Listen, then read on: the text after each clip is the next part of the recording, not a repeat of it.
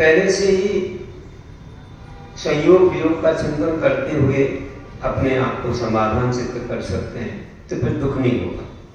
एक बार मानसिकता बना ली कि छूटना ही है, छूटेगा ही, ये व्यक्ति जाएगा ही, तो मन में दुख नहीं होता। वो अचानक चला जाए तो मानसिकता बना दे कि संसार जितना भी दिख रहा है ये नश्वर है, गलन पूर्ण स्वभाव है, पुद्गल ही दिखता है, पुद्गल का स्वभाव ही गलन पूर्ण है, ये शाश्वत नहीं रहता। शाश्वत तो हमारी आत्मा है। इसलिए बाकी सब जो दिख रहा है ये पुद्गल का ठाट है और ये नियम से परिवर्तित होता है। ये हमसे दूर जाता है, हम इससे दूर चले जाते हैं। तो शरीर ही अपना नहीं है तो फिर पर पदार्थ कैसे जहां दे अपनी नहीं कहा। तो देखिए 41 नंबर का पद है आत्मोद्धार शतक में कि प्रतिक्षण आयु क्षय होती है, श्वास श्वास घटती जाती, घट जल सुन जीवन रीते फिर पुनः उम्र ना बढ़ पाती। पुत्र मित्र स्त्री परिजन सब तथा नाव में बैठे जन, घाट उतरते बिच में निश्चित ना रहता है अपनापन। देखिए कैसे एक एक श्वास घट में ही आविसी मरण हो रहा है। घट का जल जैसे धीरे धीरे निकल जाता है, मिट्टी का घट है खाली हो जाता है, वैसे ही सब पुत्र मित्र स्त्री परिजन सब कुछ छूट जाते हैं। नाव में बैठते हैं और पार होते हैं तो सब नाव से उतर के अपने अपने स्थान पर चलते हैं। वैसा ही है जीवन। और यथा राहु प्रकाश पुंज उस रवि को एक दिन ग्रस लेता, वैसे यम भी इस प्राणी को एक दिन ग्रास बना देता। काल समाना बलशाली है, कोई जगत में शत्रु यहाँ, नहीं बचा सकते सुरपति भी आलसीन हो जाए जहाँ। देखिए रवि को भी दृष्ट देता है राहु, वैसे ही हमारे जीवन को एक दिन ये यम रूपी राहु आकर दृष्ट देता है। और इसके समान बलशाली कोई है नहीं जगत में। जिस समय की जब मृत्यु आती है तो कोई इंद्र चक्रवर्ती धर्मेंद्र कोई भी तीर्थंकर भी हमें नहीं बचा सकते हैं। आयु को कोई बढ़ा नहीं सकता है। इसलिए हमेशा ध्यान रखें कि समय का सदुपयोग करें। एक एक क्षण जो गया वो वापस नहीं आएगा। इसका उपयोग धर्म में कर रहे तो हमारा जीवन सार्थक हो। मोक्ष कैसे मिलेगा कि मानव जन्म में कर्म भूमिवा, विदेश समाहो काल जहाँ, वन साधु फल शुक्ल ध्यान हो, सर्व कर्म से हो जहाँ। मोक्ष मिले पर मृत्यु नहीं है, सिद्ध अमर हो जाते हैं। सिद्ध बने जो अनंत सुख, नहीं जगत धर्माते। मानव जन्म कितना महान है। अगर कर्म भूमि मिल जाए और उसमें भी तीर्थंकरों का समागम यहाँ नहीं तो विदेश क्षेत्र में मिल जाए, तो फिर साधु अगर बन गए, वैराग हो गया, साधु बन गए और शुक्ल ध्यान कर लिया, ध्यान के माध्यम से कर्मों का क्षय कर दिया, तो फिर क्या है। मोक्ष मिलने के बाद तो जन्म मृत्यु का चक्कर दूर हो जाता है, सिद्ध अमर हो जाते हैं, अनंत सुख से संपन्न हो जाते हैं। जैसे एक बार घी बनने पर पुनः वह घी दूध नहीं बनता, वैसे ही एक बार सिद्ध बनने के बाद पुनः यहाँ पर नहीं आते। ईश्वर अवतार बाद हमारे यहाँ नहीं है। मोक्ष हो गया तो अनंत काल नहीं रहते। तो ऐसा है ये मानव जीवन, इसे हमें व्यर्थ नहीं करना है। विषयों में व्यर्थ चला जाता है।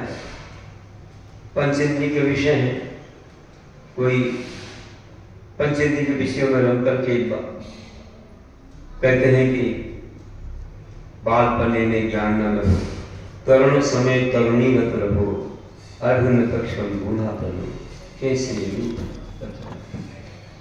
तो दुर्लभ ऐसा मानो जीवन, विषयों में ना व्यर्थ करो।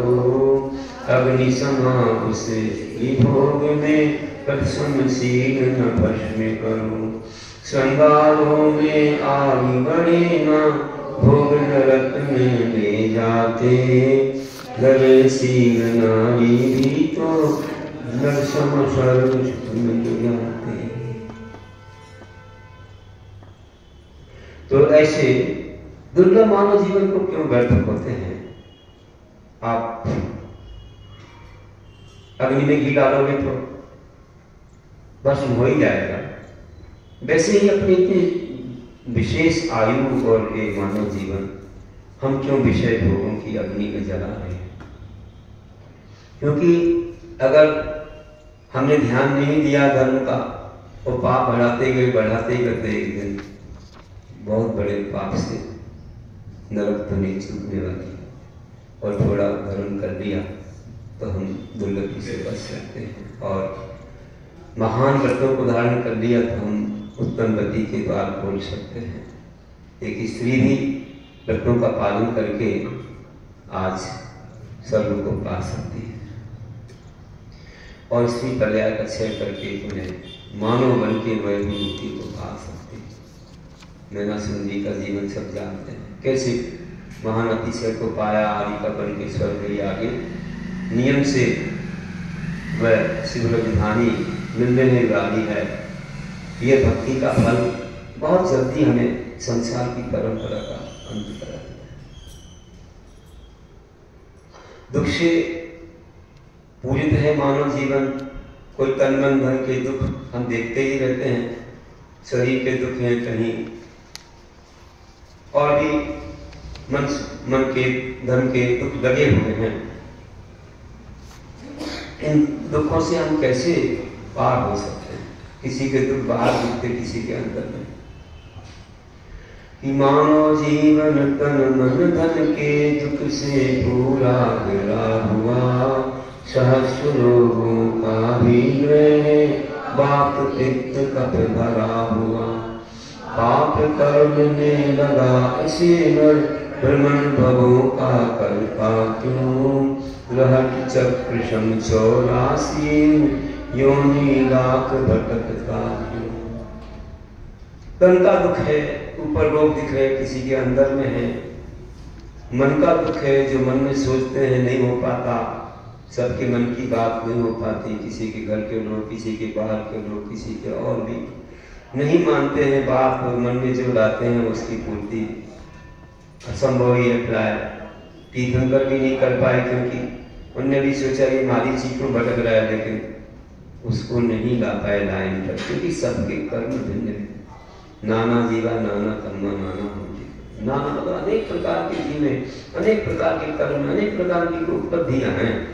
इसलिए हम किसी को भी एक समान नहीं बना सकते हैं। ये अपने अपने पुरुषार्थ से होता है।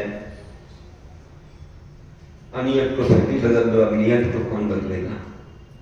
वो तो नियत पर यार निश्चित है। तो ऐसा कहीं धन का दुख है, धन नहीं मिला, पर्याप्त नहीं मिला, उनके समान नहीं मिला, उतना नहीं मिला, हमें क्यों, उनको ज्यादा क्यों, आदि अनेक प्रकार के दुख। ऐसा ये शरीर भी अनेक प्रकार के बाप पिता आदि से भरा हुआ है, और बस पाप कर्म के माध्यम से ही ये आत्मा इस संसार में जाती है, कहीं बिना कर्म से नहीं जा सकते। जो कुछ हो रहा सब कर्म से हो रहा है, और कर्मों को भी हम बदल सकते हैं।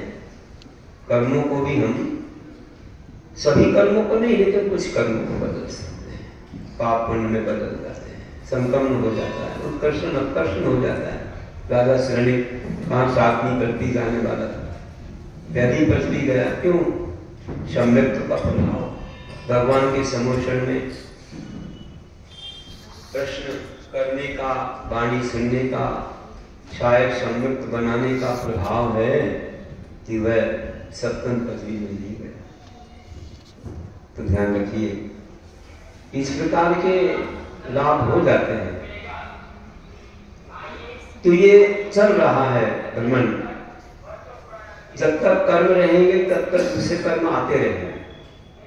कर्म रहेंगे तो दूसरे कर्म आएंगे, कर्म नहीं रहेंगे तो फिर कर्म नहीं आएंगे। कर्म को कर्म बांधता है। कर्म कर्म पाबंदी जीव जीव स्व स्व प्रभाव हुए से स्वार्थों को न बांध।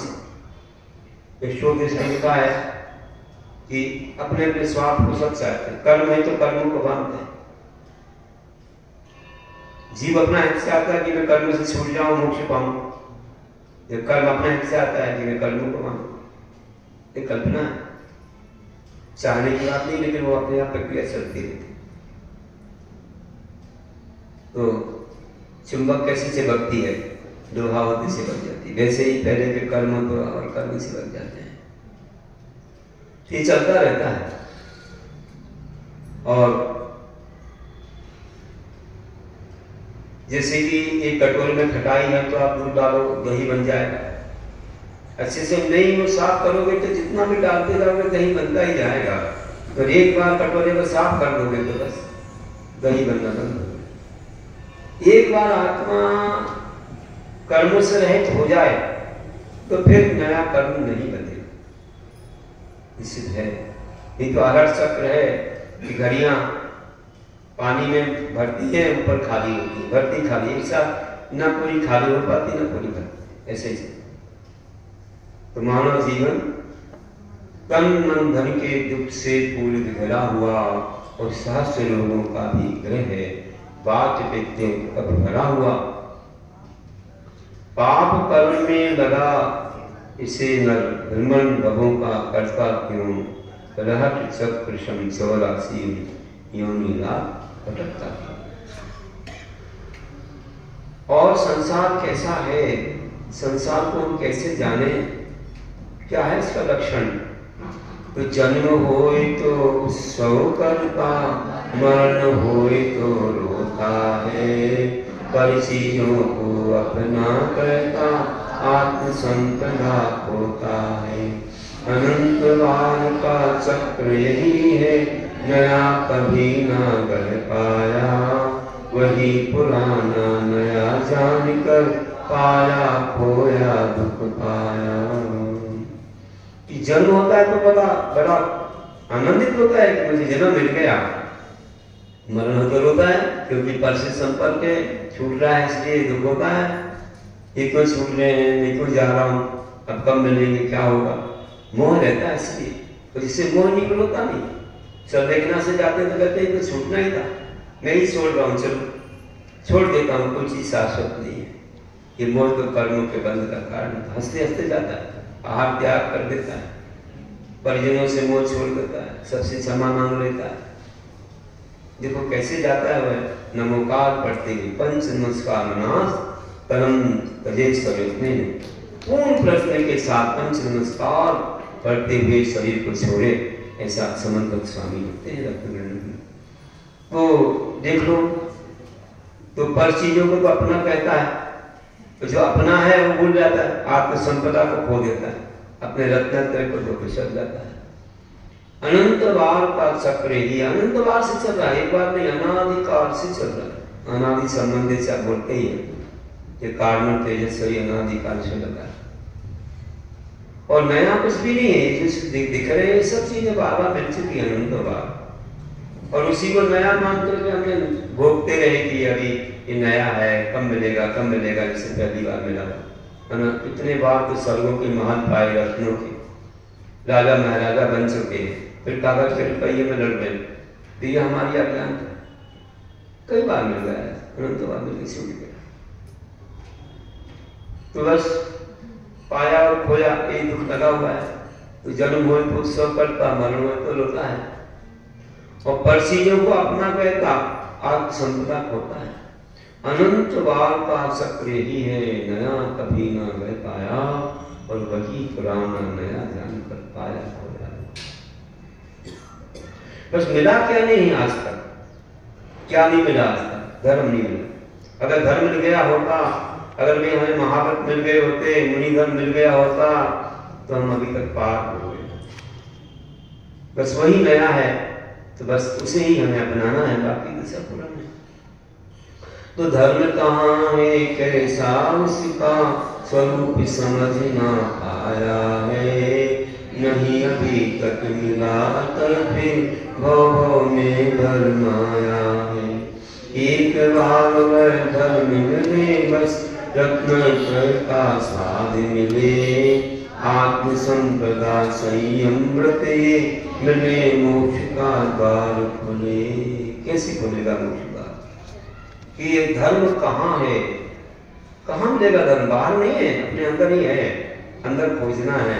श्रद्धा जगाओगे साथ गुरु पर, सम्यक दर्शन प्राप्त होगा, अपनी श्रद्धा समीचीन हो, अपना ज्ञान भी सम्यक बन जाएगा, अपना चारित्र भी सम्यक चारित्र हो, आश्रमों का पालन करो या अनुगत महाव्रत ग्रहण करो। बस बाहर के पाप छोड़ना है तो हमारी आत्मा चारित्र से संपन्न हो जाती है।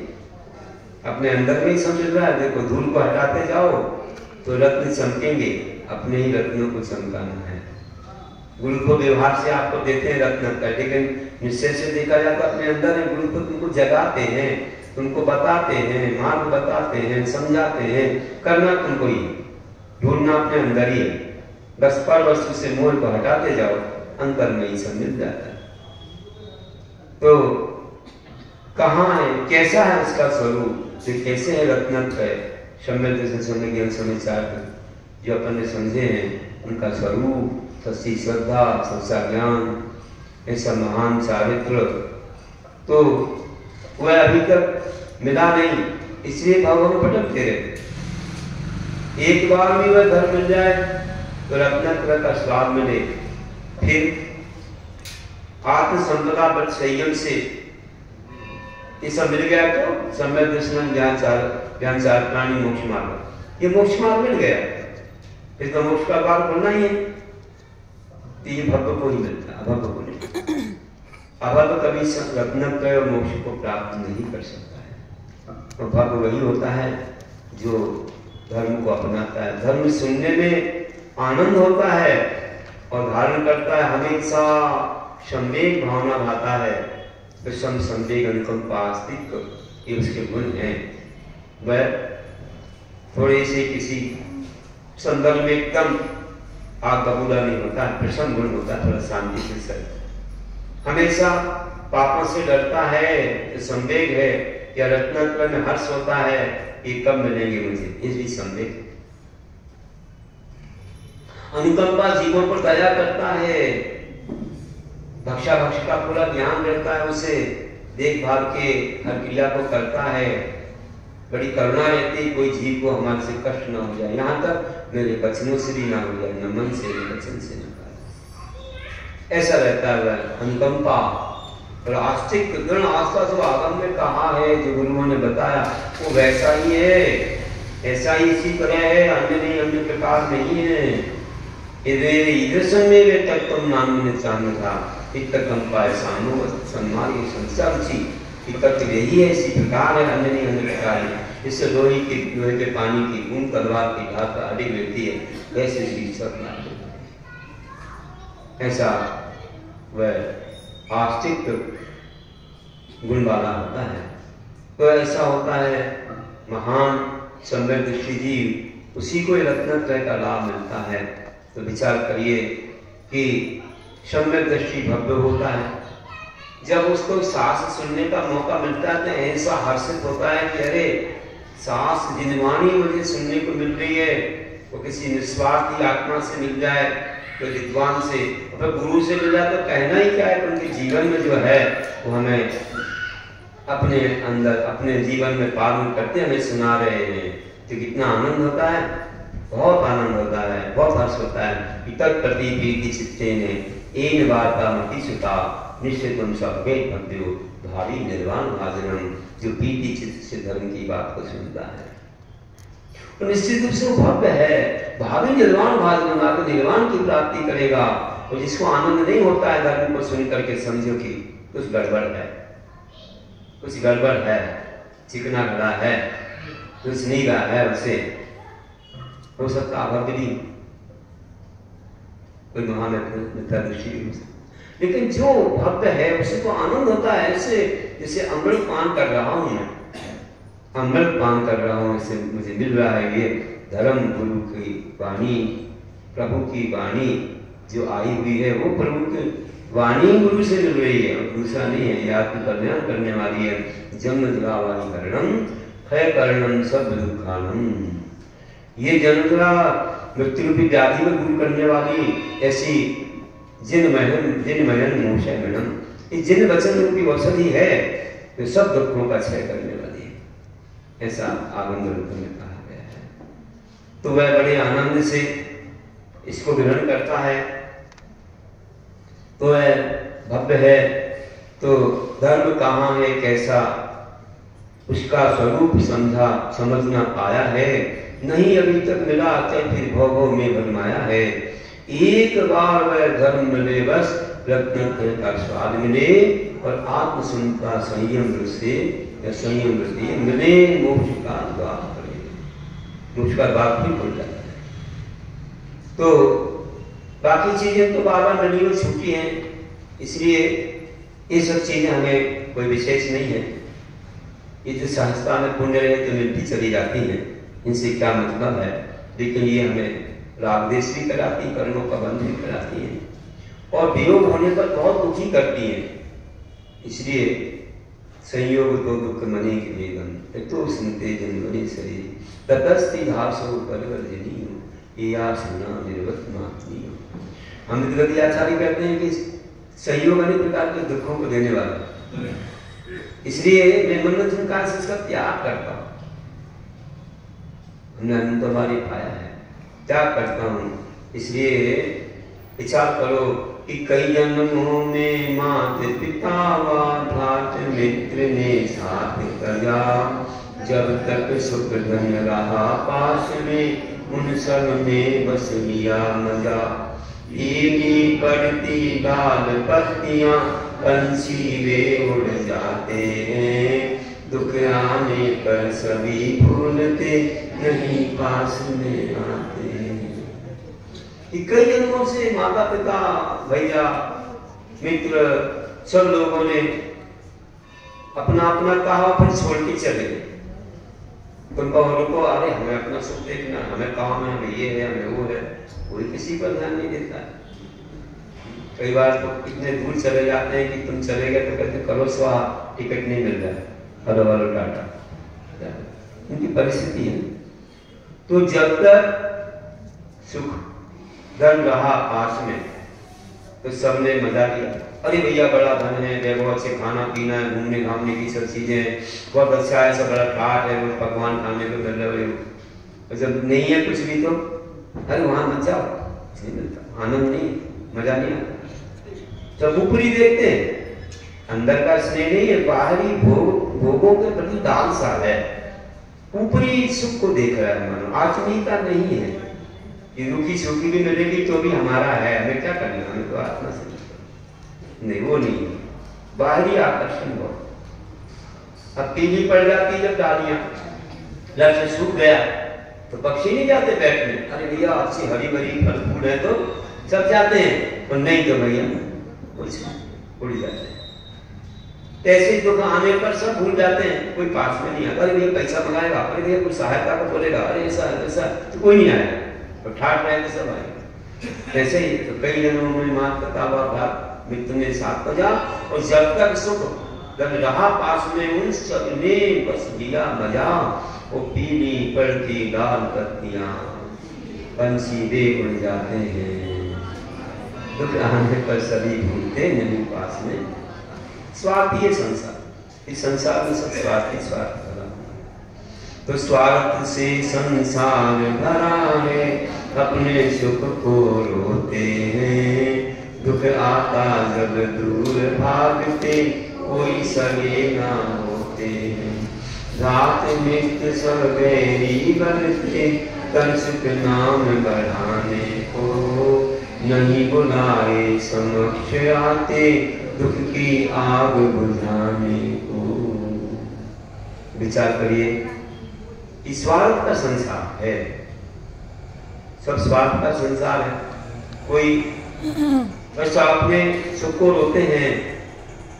आप देखते हैं कि देखो रानी कैकेयी ने अपने सुख को रो लिया और राम के लिए वनवास भिजवा दिया और दशरथ को बैराग हो गया। ऐसे सब देख कर देखो ये संसार कैसा संसार है। देखो आपने सुख को रोया तो सबको दुखी कर दिया, पूरे राज्य को। पूरी रामायण रच गई। उसने ना किया होता ना कोई रामायण रच। 14 वर्ष वनवास में ये अपने सुख को रो रहे। दुख आता तो दूर भाग जाते तो कोई साथ नहीं देता, कोई सगेली पास नहीं आती। भैया कौन सहेगा, कौन सहेगा, कौन सहेगा। कितने लोग साथ में आए, वे 3 ही गए साथ में। वो भी मना किया कि नहीं हम अकेले जाएंगे। भैया एक बोला चलो हम सब। वो भी कब तक साथ रहा, जब तक उनकी जिंदगी, जब वे चले गए तो उनने 6 महीने तक अपने कंधे पर रखा। बाद में फिर ध्यान आ गया, अरे तब 6 महीने तक तो कोई दुर्गंधी आती नहीं, समझ में आता नहीं। महापुरुष लोग 6 महीने के बाद तो आने लगी तो फिर छोड़ने लगे। तब तक सो रहा है मेरा भैया, सो रहा है मेरा, खा दे करते। देवों तक ने आके समझाया, देव लोग आकर समझा रहे। कोई देव आकर के घानी में रेत फेंक रहा है, ये क्या कर रहा है तू? तेल निकाल लो, कभी तेल निकला रेत से। अगर आपका भैया जाने पर भी अगर रह सकता है तो इससे तेल भी निकल सकता है। फिर उसको डांट रहे, तू चला जा, तेरा बाप चला जा, मेरा भैया नहीं जा सकता। मोह है, पत्थर पर हाथ चला रहा। ये क्या कर रहा है? पत्थर पर कभी धान आया है? आएगा। आपका भैया देखो जाने के बाद भी रह सकता है, नहीं ऐसा नहीं हो सकता, मेरा भैया नहीं जा सकता आदि बहुत डांट लगाया। 6 महीने तक चलता रहा, लेकिन 6 महीने के बाद नियम से शरीर है इतना तक हो, जो ही इससे दुर्गंधी आने लगी तो छोड़ना नहीं पड़ा। तो कौन साथ रहता है? कई बार वो बैरी बन जाते हैं, अपने घर के लोग ही नहीं बन जाते, बन जाते हैं। अब देख लो रावण और विभीषण साथ छूट गया तो एक अन्याय का साथ, एक धर्म का साथ, भाई भाई में हो गया। कैसे अब भरत बाहुबली का देख तो कहां है? इसे सब संसार के पदार्थों के पीछे बैर हो जाता है। तनसुख के पीछे सब नाम बढ़ाने लगे, बुलाने पर भी समक्ष नहीं आते, बुलाओ तो भी समय नहीं है भैया, क्योंकि वहां कुछ नहीं मिल रहा है। ऊपरी सुख देखते हैं तो स्वार्थ से संसार भरा है, अपने सुख को रोते हैं। दुख आता जब दूर भागते, कोई सगे न होते हैं। भ्रात मित्र सब बैरी बनते, तन सुख नाम बढ़ाने को, और नहीं बुलाए समक्ष आते, दुखी आग बुझाते। तो कैसे हम मन को शांत करें, मन में क्या विचार करें, कैसे शांति मिले, इसका आधार क्या है? तो हमारे प्रभु ने बताया, ये सब भूल जाओ भैया, शांति का मार्ग ही अलग है। तो नहीं समझ पाओगे तो कभी भी तुम्हें सच्चे सुख की प्राप्ति नहीं होने वाली, तुम्हारा कल्याण नहीं होगा। तुम संसुख कारज बैर धार कर, कमठ शरीर के बन जाते। भव में बैरी बनकर, बदला लेने फिर आते। अतः सभी को क्षमा भाव से, शांत करो मन स्वस्थ करो। कोई किसी का नहीं है साथी, धर्म मित्र बस साथ करो। तन सुख के कारण से देखो बैर धारण करके कमठ जैसे 10 भाव तक कैसा बैर चला है, तक आशना क्षमा करते रहे। ये तो कर्मों से खाली हो गया, उसने कर्मों से अपनी आत्मा को भर दिया। और फिर भव में बदला लेता रहा, इनने क्षमा की। ये तो तीर्थंकर बन करके पार हो गए। आकर इसको समझ में आई जब सम्मोषण वहां पर रस गया, उपसर्ग दूर हो गया, ऐसा धन्य हो कि उनके केवल ज्ञान हो गया। उपसर्ग सहते सहते सब चारों निकाय के देव आ गए, सब मुश्किल की रचना होगी। तब उसे समझ में आ गई, इतना हो रहा है, मैं क्या कर रहा हूँ, इनको बड़े बड़े देव आ गए, इतना प्रभाव है इनका। धन्य हो, मैं तो गलती कर रहा हूँ, इनका तो महान पुण्य है। इतनी बड़ी महिमा है जिन धर्म की, मेरी इसकी शरण में आता हूँ और उसने सम्यक को ग्रहण करके समोषण की शरण पाली, अपने जीवन को धन्य बनाया, पश्चाताप करके अपने पापों को नसाया। तो ध्यान रखिए कि क्षमा भाव से ही हम जीत सकते हैं, अपने मन को स्वस्थ बना सकते हैं। कोई किसी का नहीं है साथी, अगर साथी है तो वही है एक धर्म। कहीं भी चले जाओ धर्म रहेगा, धर्म हो रक्षति रक्षता, तो धर्म की रक्षा करेगा, धर्म उसकी भी रक्षा करेगा। इसलिए धर्म को ही अपना साथ बनाओ। जो धर्म मित्र है, धर्म के समान संसार में कोई दूसरा मित्र नहीं है। और धर्म के माध्यम से धर्म कर संसार से धर्म कर निर्वाण और धर्म पंथ साधे बिना। बोलिए महावीर भगवान की जय। जागरण के ज्ञान से सुझे लोकालो